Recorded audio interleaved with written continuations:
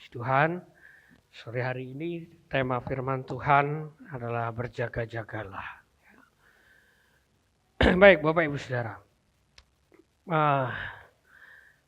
zaman sekarang adalah zaman paling aman dan paling mudah sebenarnya sepanjang sejarah Bapak Ibu. Kalau kita perhatikan kehidupan kita sekarang semuanya serba mudah. Serba mudah Bapak Ibu. Dibanding zaman dulu. Zaman dulu, zamannya Alkitab begitu ya. Kalau mau roti, nggak banyak yang jual.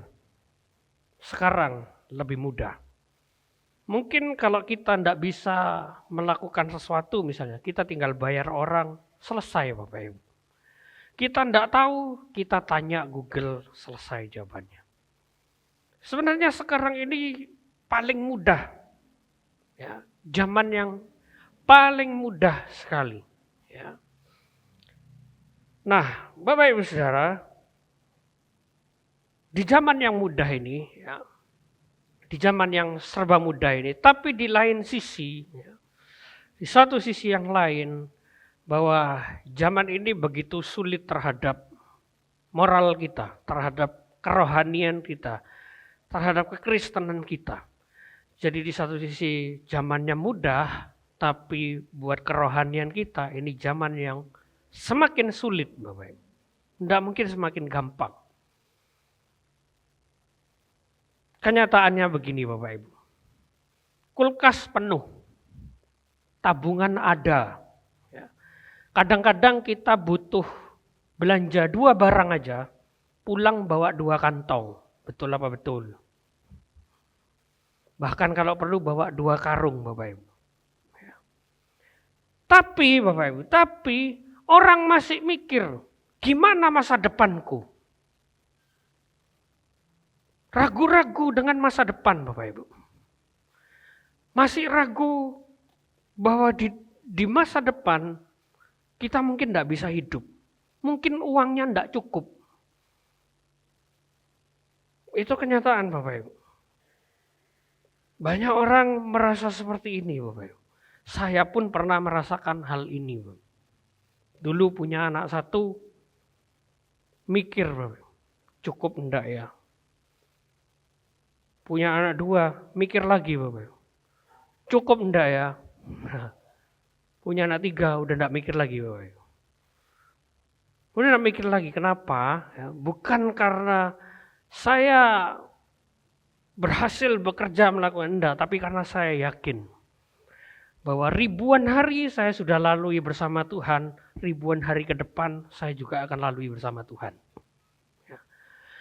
Nah, Bapak Ibu Saudara,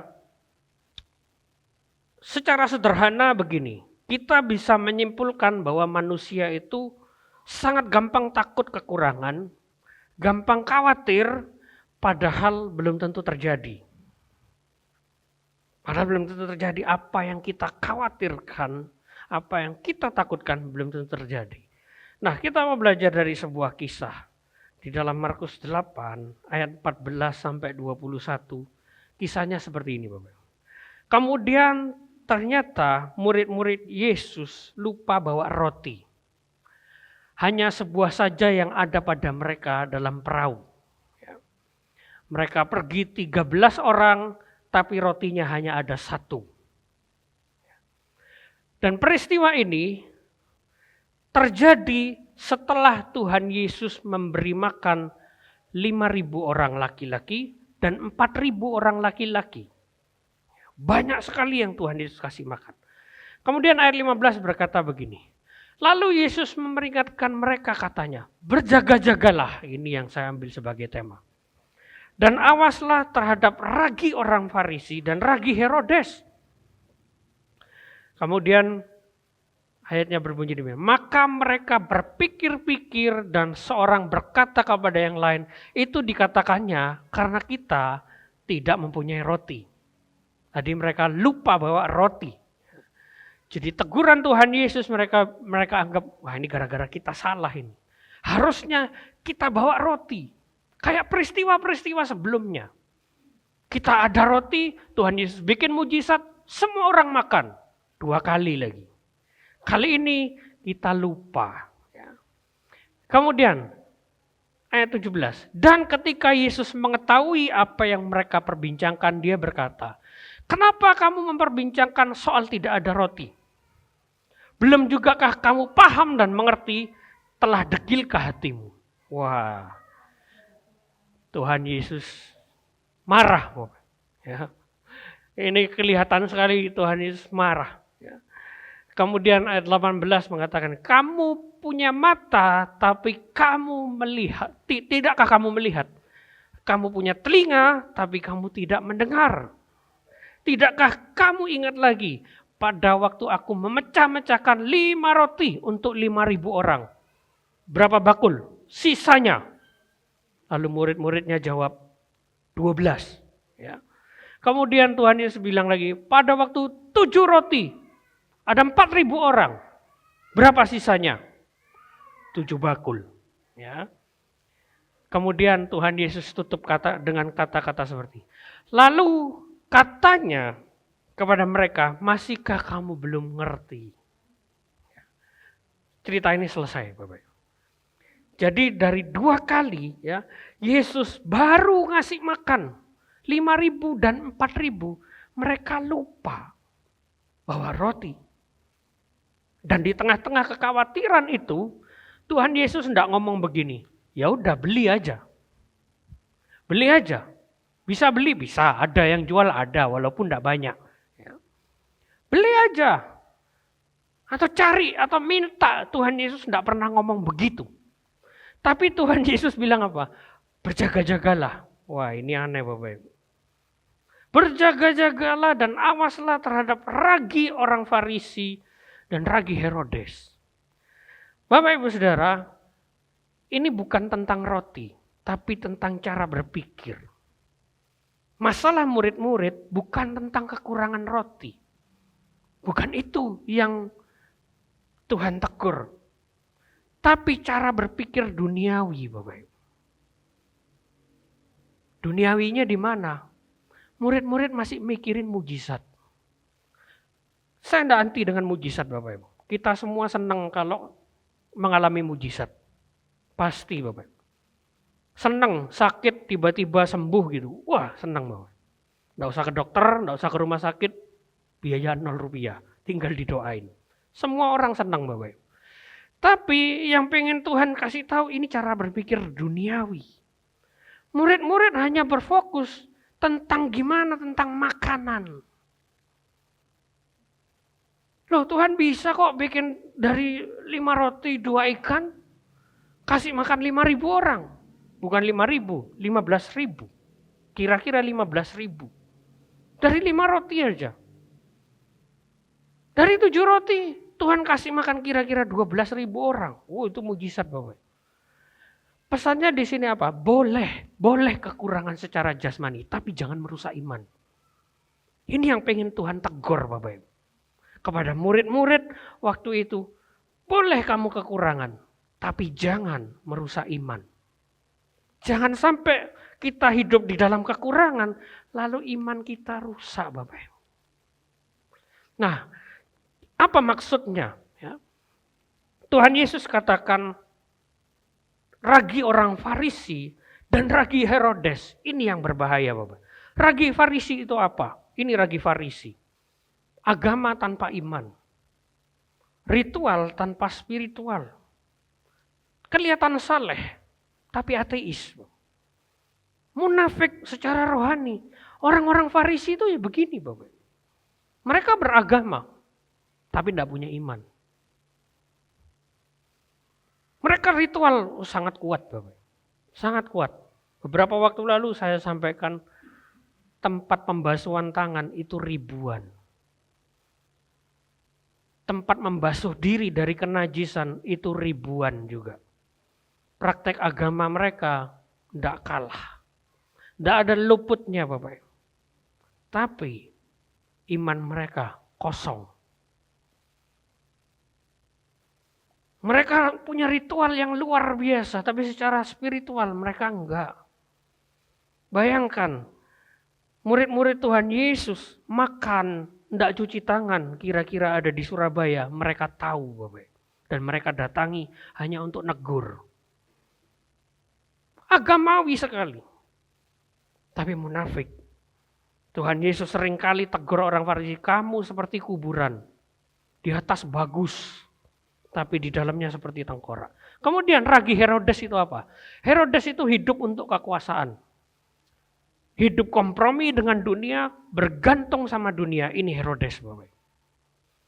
Herodes itu raja paling enak sedunia, Bapak. Contoh teladan politikus hari ini, kira-kira begitu, Bapak. Kalau mau sukses secara politik, belajar dari Herodes. Pasti sukses, Bapak. Pasti berhasil. Kenapa? Dia suka menjilat atasan, Bapak. Dia berpolitik secara kotor. Hidupnya haus dengan kekuasaan sehingga dia menghalalkan segala cara. Akar masalahnya dari dua ini adalah tidak percaya akan pemeliharaan Tuhan. Dua ini. Akar masalahnya di sini, Bapak. Mereka tidak percaya sama pemeliharaan Tuhan. Tidak percaya sama sekali. Makanya mereka begitu religius. Supaya apa? Supaya diberkati. Mereka begitu agamawi supaya diberkati. Mereka melakukan semua ritual supaya diberkati. Tujuannya hanya itu, Bapak. Itu tujuan mereka. Sampai hari ini mereka begitu, Bapak Ibu. Bapak Ibu kalau mau kaya raya, pindah agama jadi Yahudi, Bapak Ibu. Kaya. Percaya sama saya. Bapak Ibu cari orang Yahudi mana yang miskin? Gak ada, Bapak Ibu. Kenapa?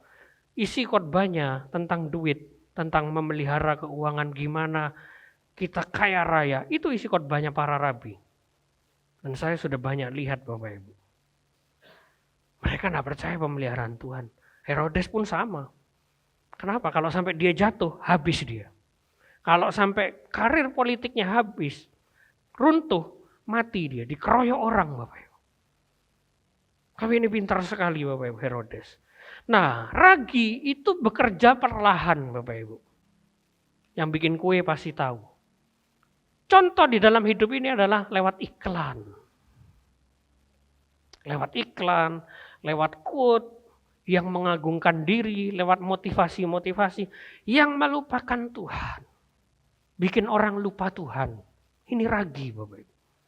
Ragi yang berbahaya. Saya tidak tahu gimana cara bikin roti, Bapak Ibu. Tapi ragi itu butuh waktu. Betul ya? Betul ya? Saya tidak tahu bikin roti gimana. Butuh waktu supaya, tidak tahu, mungkin rotinya ngembang. Ya, atau adonannya ini terpengaruh sama raginya. Kira-kira begitu. Ya. Kerjanya pelan-pelan, Bapak Ibu. Pelan-pelan. Akhirnya orang lupa dengan Tuhan. Ini yang bahaya, Bapak Ibu. Sosial media sekarang. Begitu. Ngajarin kita untuk kita percaya dengan diri kita sendiri. Dan hanya itu. Boleh enggak kita percaya diri? Boleh. Tapi jangan lupakan Tuhan. Harus percaya diri, iya. Tapi jangan hanya percaya dengan diri kita sendiri.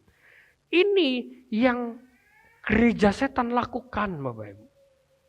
Gereja setan itu enggak ngajarin sembala iblis, enggak. Kamu bisa tanpa Tuhan. Itu yang mereka ajarin, Bapak Ibu. Itu yang mereka ajarin.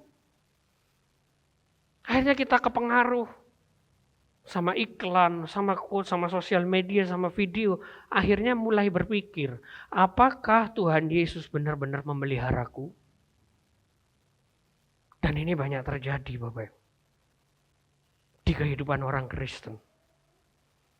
Gak percaya Tuhan memelihara. Bapak Ibu punya kulkas di rumah? Punya. Itu salah satu bentuk kita tidak percaya Tuhan, Bapak Ibu. Kita simpan makanan. Nggak ya, bercanda Bapak Ibu. Jangan tegang-tegang Bapak Ibu, saya takut di sini Bapak Ibu. Kalau ada seorang ngajarin, kalau kamu percaya Tuhan, jual kulkasmu. Firman Tuhan bilang kesusahan sehari untuk sehari, betul? Nggak boleh simpan makanan. Orang zaman Yesus, zaman Alkitab tidak pernah simpan makanan Bapak Ibu. Makanan selalu habis. Selalu habis. Sebelum petang, sebelum gelap, pasti makanan itu habis. Tidak mungkin simpan makanan, besok bau. Tidak ada kulkas Bapak Ibu. Apakah kulkas itu proyek antikristus? Tidak tahu Bapak Ibu. Bukan ya. Tentu bukan ya. Tapi yang pengen Tuhan ajarkan adalah cara berpikirnya. Apakah kita ragu dengan Tuhan ke depan? Apakah Bapak Ibu Saudara itu sudah murtad Bapak Ibu? Itu sudah murtad. Jadi murtad itu bukan kita pindah agama, kita mengolok-olok Yesus, kita mengolok-olok Roh Kudus, kita mengolok-olok Allah Tritunggal, kita mengolok-olok, bukan itu. Murtad itu simple. Tidak percaya Tuhan memelihara, itu sudah murtad bagi saya.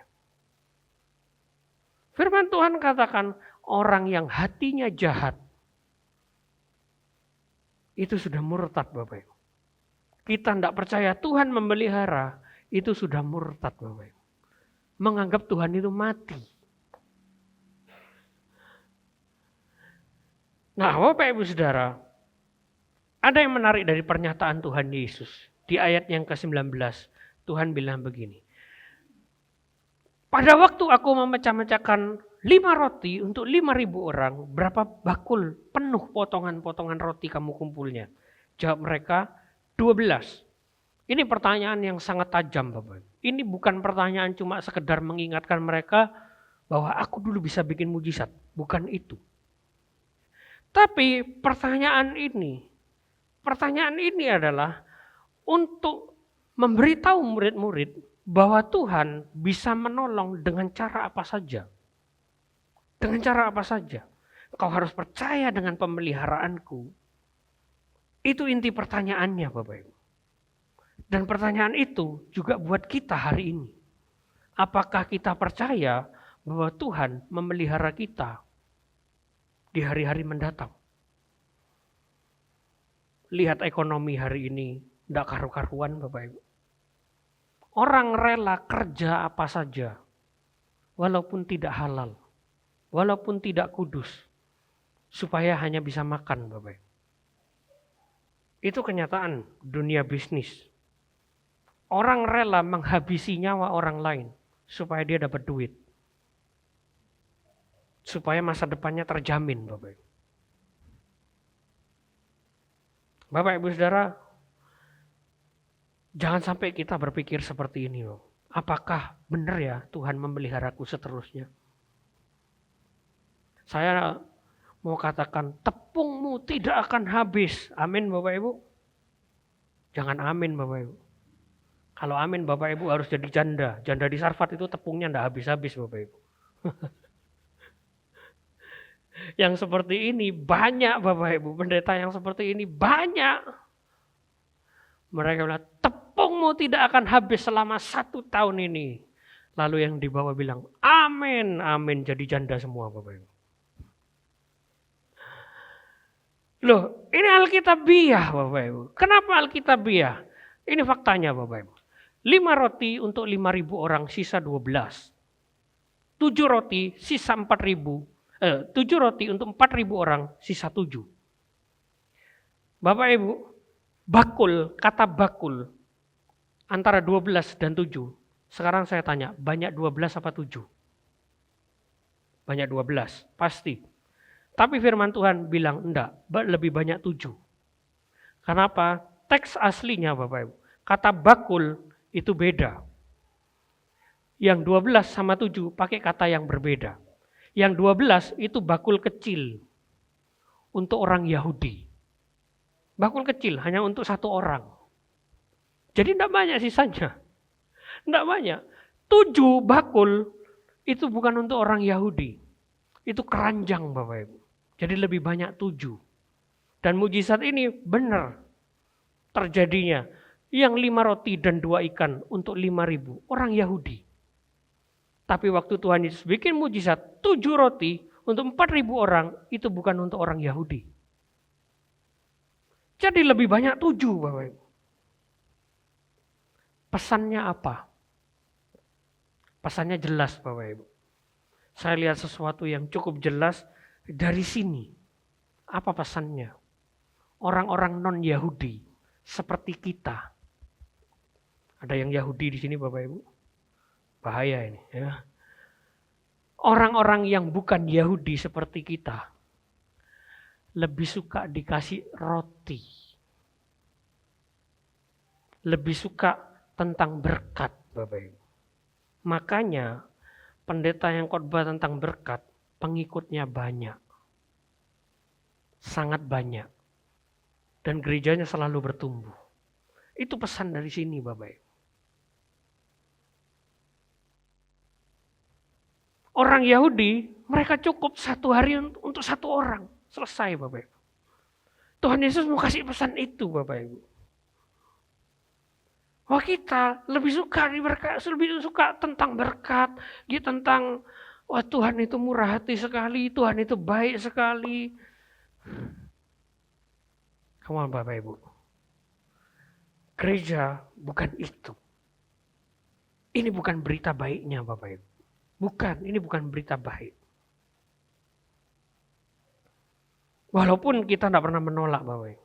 Berita baiknya adalah, Bapak Ibu kalau perhatikan ayat yang kita baca tadi. Ayat yang kita baca dari tadi. Ini berita baiknya. Ikan tidak pernah disebut sebagai sisa. Tuhan Yesus tidak pernah tanya. Sisa berapa ikannya? Yang Tuhan tanya adalah sisa berapa rotinya. Apa maksudnya? Yang selalu disebut sisa adalah roti, Bapak Ibu. Roti, ikannya mana? Tidak ada sisanya. Gak ada sisanya di 2 cerita itu. Ikan itu tidak ada sisanya sama sekali. Pertanyaannya kemana, Bapak Ibu?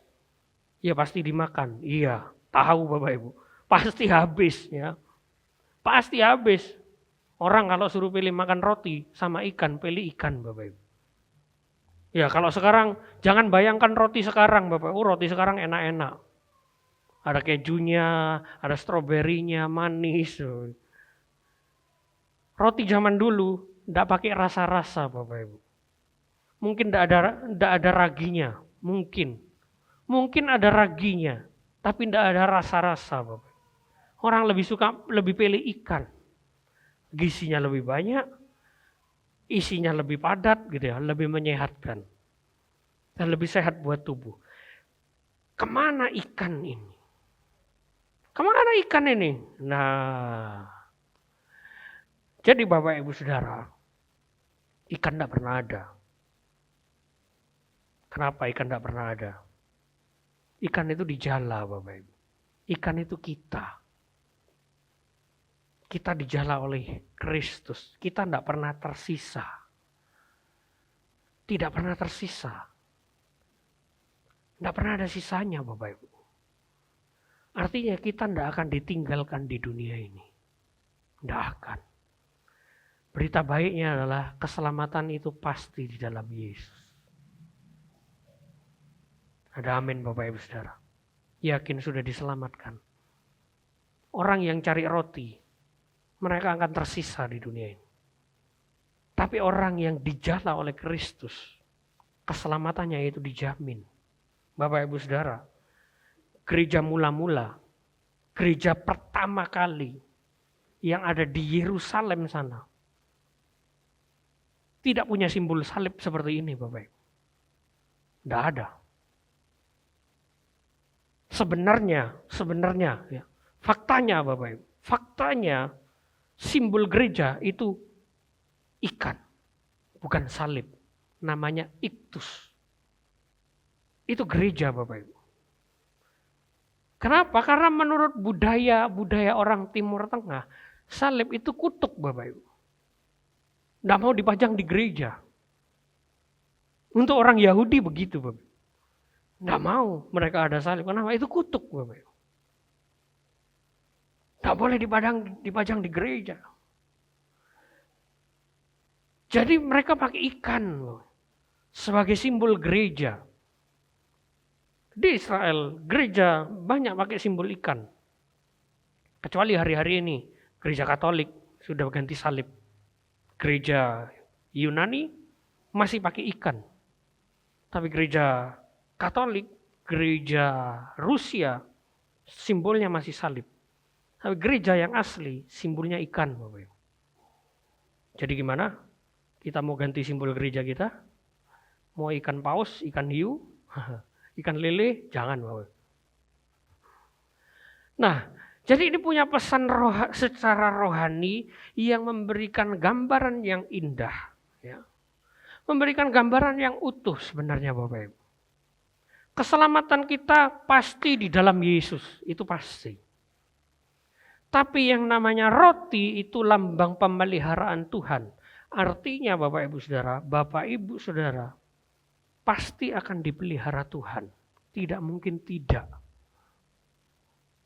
Pasti akan dipelihara Tuhan Bapak Ibu. Ikan itu lambang orang percaya. Dan orang percaya tidak akan pernah tersisa. Tidak akan pernah ditinggalkan oleh Yesus ketika Yesus datang kedua kalinya Bapak. Tidak akan pernah. Caranya gimana? Caranya gimana? Kita harus jadi ikan Bapak. Benar-benar jadi ikan. Wah gimana caranya jadi ikan? Kita harus seperti ikan Bapak. Ikan itu hanya bisa hidup di dalam air. Kalau ikan itu keluar dari air, dia akan mati Bapak Ibu. Dia tidak mungkin hidup. Ikan mana yang bisa hidup di luar air gitu ya. Secara umum ikan itu pasti hidup di dalam air. Pesannya jelas, kita harus tinggal di dalam Kristus Bapak Ibu. Ingat firman Tuhan mengatakan, di luar aku kamu tidak bisa berbuat apa-apa. Di luar Kristus kita mati Bapak Ibu. Harus di dalam Kristus. Nah Bapak Ibu Saudara, Yesus itu tidak hanya disebut roti hidup, tapi dia juga disebut sebagai air hidup. Dia bukan hanya roti hidup, tapi dia juga air hidup. Satu gereja di Israel namanya gereja Tabga. Di gereja Tabga di Israel. Harusnya kalau kita baca peristiwa-peristiwa Tuhan Yesus ada 5 roti dan 2 ikan. Tapi gereja Tabga rotinya hanya 4. Hanya 4. Ikannya tetap 2 Bapak. Waktu ke sana bingung saya. Kok 4? Ceritanya 5 saya bilang. Ditanya terus sama teman saya, kamu yakin ceritanya 5? Yakin saya bilang. Tidak mungkin 4. Terus kemana satunya? Nah, kemana satunya? Itu hanya karya seni Bapak Ibu. Kenapa? Mereka melambangkan roti yang satu itu sudah terangkat ke surga. Maka mereka tulis itu 4. Gambarkan 4. Karena Yesus juga roti hidup yang akan memelihara kita Bapak Ibu. Jadi kita tidak perlu khawatir Bapak Ibu. Dengan pemeliharaan Tuhan. Seumur hidup kita. Jujur secara pribadi saya khawatir. Secara pribadi saya khawatir. Kenapa? Saya mendalami tentang akhir zaman, tentang eskatologi. Ini cukup mengerikan Bapak Ibu. Cukup mengerikan. Cukup menakutkan. Dan cukup membahayakan Bapak Ibu. Saya pun sempat ragu sama Tuhan. Tuhan, kalau sampai yang di dalam firman Tuhan tentang akhir zaman itu terjadi benar-benar dan sesulit itu keadaannya. Gimana saya Tuhan? Itu yang pertama kali muncul dalam pikiran saya. Bapak. Gimana saya? Gimana istri dan anak-anak? Gimana keluarga? Gimana jemaat Tuhan? Gimana orang Kristen?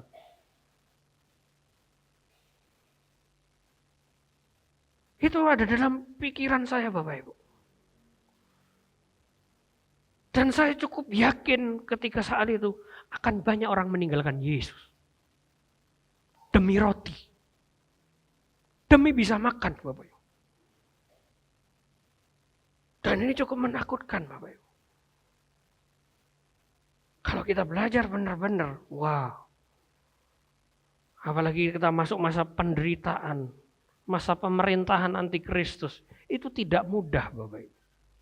Tidak mudah untuk kita tetap setia sama Yesus, Bapak Ibu.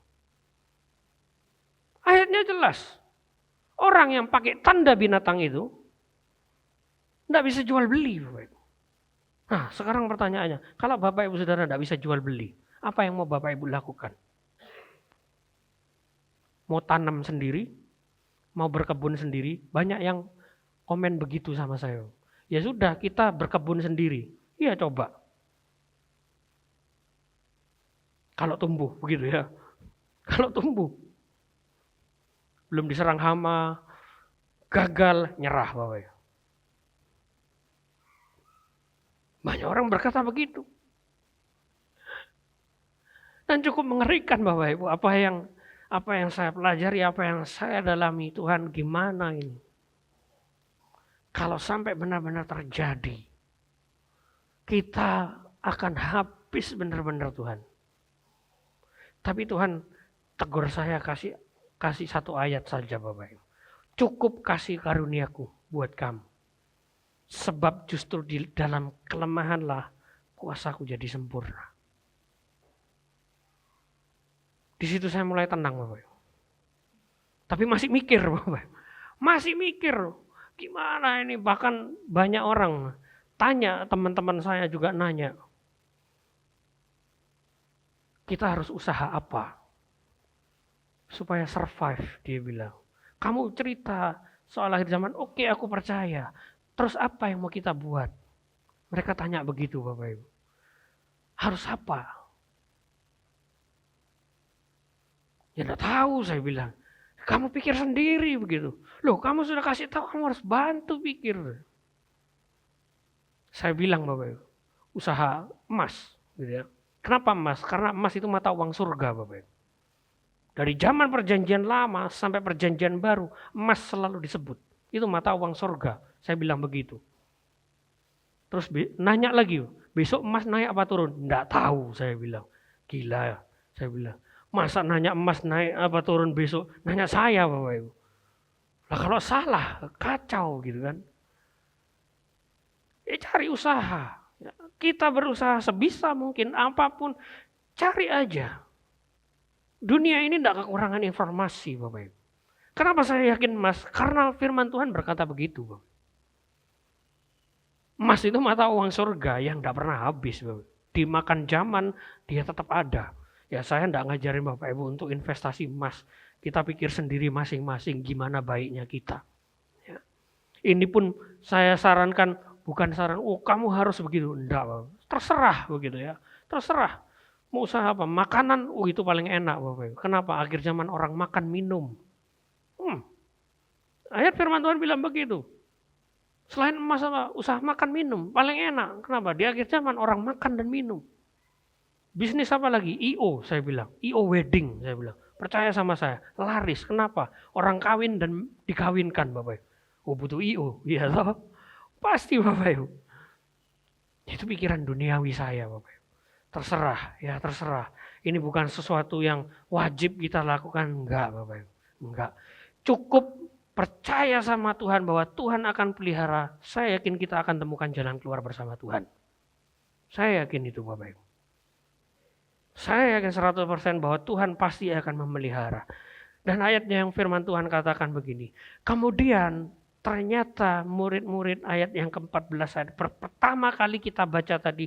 Kemudian ternyata murid-murid Yesus lupa bawa roti. Ini ayat yang cukup hebat Bapak Ibu. Mereka lupa bawa roti. Padahal mereka punya satu roti Bapak Ibu. Lihat. Hanya ada sebuah saja yang ada pada mereka. Kok bisa? Coba tebak Bapak. Siapa yang bawa roti? Murid mana yang bawa roti? Pasti Yudas Iskariot ini. Ada yang berpikir begitu? Karena Yudas Iskariot itu paling pintar kalau suruh hitung-hitungan duit Bapak. Thomas mungkin. Orang yang tidak gampang percaya sama mujizat. Dia bawa roti itu satu. Salah Bapak Ibu. Siapa rotinya? Dia adalah Yesus. Bukan roti fisik. Tapi itu adalah Yesus.